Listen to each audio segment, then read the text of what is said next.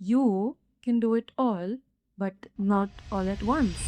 But between those smiles and sleepless nights, I began to disappear. Because when you try to be everywhere, it doesn't make you full.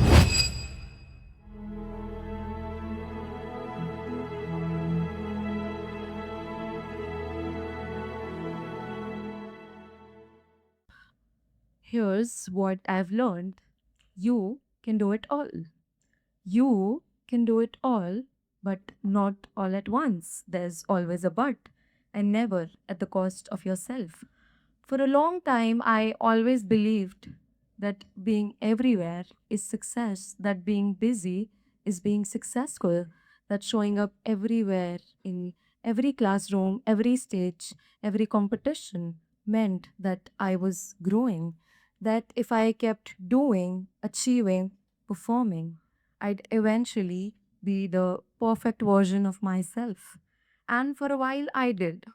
I was everywhere in every classroom, every stage, every competition, being the perfect version of myself. Every day was a checklist, maybe a college checklist where you go on filling the boxes. Wake up early, attend school, stay back, rush to coaching, come home to 10 meetings, and then prepare for the next event. I was moving but never resting, and people clapped for this version of me. They said, "You are such a multitasker, you're doing so much." And I smiled because I thought this was success. But between those smiles and sleepless nights, I began to disappear. Greetings, everyone. I'm Anaida Sheikh, here to share my story. We glorify multitasking like it's a magic. But let me tell you something: doing everything isn't strength, feeling everything is. Because when you try to be everywhere, it doesn't make you whole, but sometimes being somewhere fully, truly does. So here comes our first chapter, the quiet realization. I wish someone had told me this earlier, that it's okay to not be okay, that you don't have to earn your rest. Because for years, I thought I was strong for showing up every single day, even when I was sick, even when I was tired, even when I was breaking. I remember one morning, fever, fatigue, my body screaming, "Stop." But my mind just whispered, "Anaida, just one more day." And I went because I was scared of slowing down, because I thought if I'll rest, I'll rust. If I pause, I'll fall behind. If I breathe, I'll break. But no one tells you that running endlessly doesn't make you faster.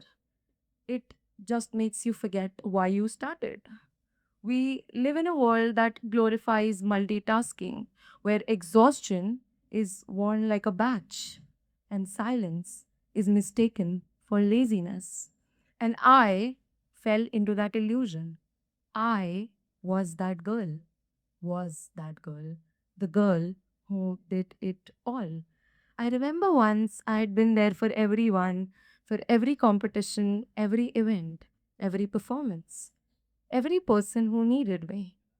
And when the awards were being announced, I sat there, waiting, sure that my name would be called, but it didn't.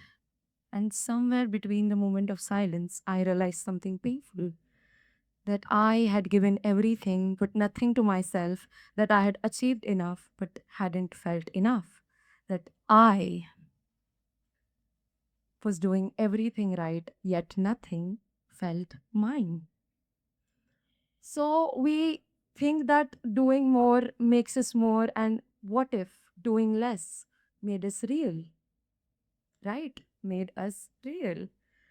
The world says be a multitasker, that's what the world needs. And even I thought that multitasking will enhance my productivity. But here's the paradox: Harvard's acceptance rate is just 4.6%, while Princeton's is 4.2, and IITs in India offer about 18,000 seats to just 1.8 lakh students. So the world tells you to do it all, but the ones who does it all never gets in.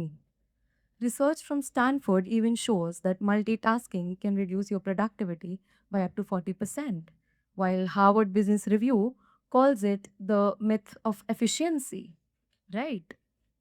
So I was everywhere, yet I was nowhere. But I didn't need statistics because I had symptoms. My art faded, my joy dimmed, my words felt hollow. People called me unstoppable, but I wasn't unstoppable. I was afraid to stop. So, everyone tells you that being unbreakable is about bravery, but in reality, sometimes breaking is bravery, right? 10 days, just 10 days after my grandfather, someone who was my everything, passed away. I went to play my state level taekwondo championship. My parents hadn't healed, my sibling hadn't healed, I hadn't healed. But still, I went because that's what I had taught myself to show up every time, no matter what. That pain can wait, but performance cannot. People called me strong, but in reality, I wasn't strong. I was scared. Scared to slow down, scared to fall behind, scared to pause, and scared to stop being the girl who once did it all. So we know there are two kinds of glasses. One, the normal silver glass that we have in home, and other one, the shiny kaach ka glass, the one when we only take out when guests arrive. Well, multitaskers become that, displayed, polished, praised, the only example. But in reality, nobody sees the cracks. Everybody loves the shiny. So, somewhere I started wondering, was I shining or just reflecting what others wanted to see? I wasn't tired because I was weak. I was tired because I had been strong for too long. Now, all of this sounds so empowering, right?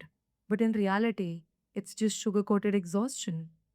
So, here I am today, not to give an advice, not to give knowledge, but to give a gift, a permission to pause, permission to breathe, permission to be a human, permission to take a leave and when you're sick and not feel guilty, to say no when your heart is full, to stop chasing everything so you can finally feel something, right?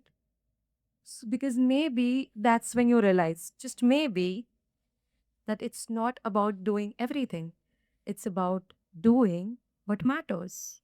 Doing what matters. And that's when you realize that you were never ever meant to be everywhere. You were meant to be here. Because when you stop chasing everything, you finally feel something, right? Because presence is a gift. Because I started my story everywhere, but I found myself somewhere. And that's why I call this everywhere, yet nowhere, the myth of doing it all. Thank you, everyone. Whoa.